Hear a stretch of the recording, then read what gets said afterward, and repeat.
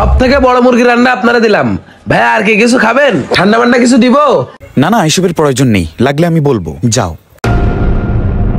আরে কি ব্যাপার, ভাতের ভিতরে মুরগির মাংস? আরে গোস্ত, কেউ দেখার আগে খাইয়া ফেলি।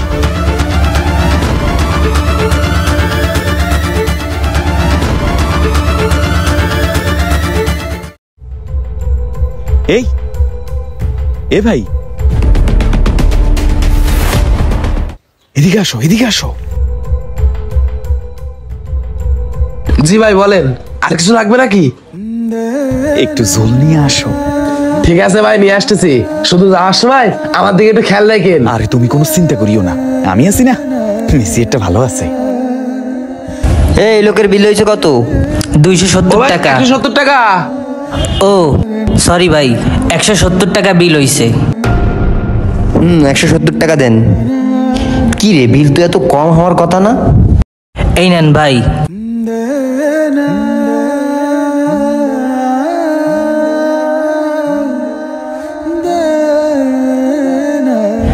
মানে এখানে বিল কত হয়েছে? ও ভাই, ভাইয়ের বিল হয়েছে 150 টাকা। ভাই 150 টাকা হয়েছে। মাত্র 150 টাকা? এখন থেকে এই হোটেলেই সবসময় খাওয়া দাওয়া করবো। এই নেন ভাই। এ ভাই, এই তুমি একটু এদিকে আসো। জি ভাই আসতেছি। জি ভাইয়া বলেন। শোনো, তোমাদের হোটেলের খাবারটা আমার অনেক ভালো লেগেছে। সবচাইতে বেশি ভালো লাগছে তুমি যে ভাতের ভিতরে করে আরেক প্লেট গোস্ত আমার লুকায়া দিছ। ঠিক আছে, আমি তোমাকে কিছু টিপস দিই। এই নাও, এটা রাখো। ঠিক আছে ভাইয়া, আপনাকে অসংখ্য ধন্যবাদ। 150 টাকা খাইয়া টিপস দিল 100 টাকা? আচ্ছা একটা কথা বলো তো, তুমি যে তোমার দোকানদারকে ঠকায়া কাস্টমারদেরকে এভাবে চুরি করে করে গোস্ত খাওয়াচ্ছ, দোকানদার দেখলে মনে কষ্ট নেবে না? মনে কষ্ট নেবে কেন ভাইয়া? এই দোকানে কাজ করে আমি মাত্র বেতন পাই 5000 টাকা। 5000 টাকায় কি সংসার চলে ভাই? কোন আপনি? আমরা যদি কাস্টমারের কাছে 50-100 টাকা না নিতে পারি, তাহলে এই হোটেলে কাজ করে লাভ কি ভাই? না, তুমি ঠিক কথা বলছো। আমার বিশ্বাস তুমি তোমার দোকানদারের আগেই এরকম 2-3টা রেস্টুরেন্টের মালিক হইতে পারবা। শোনো, পরবার যদি তোমার দোকানে খেতে আসি, আমার দিকে খেয়াল রাখো। ওই নিয়ে টেনশন করার দরকার নেই। আপনি শুধু যাওয়ার সময় আমার দিকে একটু খেয়াল করেন, আমি আপনার সর্বোচ্চ খেয়াল করবানি ভাই। ঠিক আছে, থাকো। হ্যাঁ, গেলাম। ওকে ভাই। হেরো মানে এদিকে আয়। আমি বুঝলাম না, ওই কাস্টমারের বিল হয়েছে 150 টাকা আর তোরে টিপস দিয়ে গেল 100 টাকা, এর কারণটা কি? ও ভাই, বিষয়টা তেমন কিছু না। ওই ভাই আমার মেলা আগের থেকে পরিচিত। আমি আগে যে হোটেলে কাজ করতাম, ওই ভাই ওই হোটেলে যেত খাতি। ওই খেয়ে বেরোনোর সময় আমার এই 100 টাকা 50 টাকা করে টিপস দিয়ে যেত। এখন আমার এই হোটেলে চাকরি করতেছিল ভাই, উনি আবার এই হোটেলে নতুন করে খাতি আসতেছে, এই জন্যই আমার 100 টাকা করে টিপস দিয়ে দেওয়া শুরু করেছে ভাই। আমি সবকিছুই বুঝতে পেরেছি, কিন্তু তোর এই হোটেলে আর কাজ করা লাগবে না। তুই যা আমার হোটেল থেকে। ও ভাই, আমি যদি এই হোটেলে কাজ না করি তাহলে আমার সংসারটা চালাবো কিভাবে? আমি কি অপরাধ করেছি যে আপনি দোকান থেকে আমারে বের করে দেবেন? আজকে যে কাস্টমারের কাছ থেকে তুই টিপসটা নিলি, ওই লোকটারে তুই চিনিস?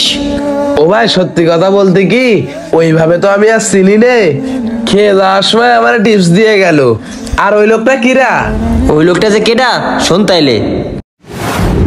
কি অনেক বুঝলাম না বিষয়টা। যেখানে প্রতি মাসে দোকান থেকে 50 থেকে 60,000 টাকা ইনকাম আসতো, সেখানে মাত্র 20,000 টাকা আসতেছে। ঘটনাটা কি? ভাই, দোকানে একটা নতুন কর্মচারী নিলাম, ওর নাম হচ্ছে রহমান। ও আসার পরে যে কাস্টমারগুলো খাওয়ার পরে 200-300 টাকা বিল হইতো, এখন 100-150 টাকার বেশি সেই বিল হচ্ছে না। আর অবাক হওয়ার বিষয় হলো, ওকে 100 টাকা করে টিপস দিয়ে যায় সবাই।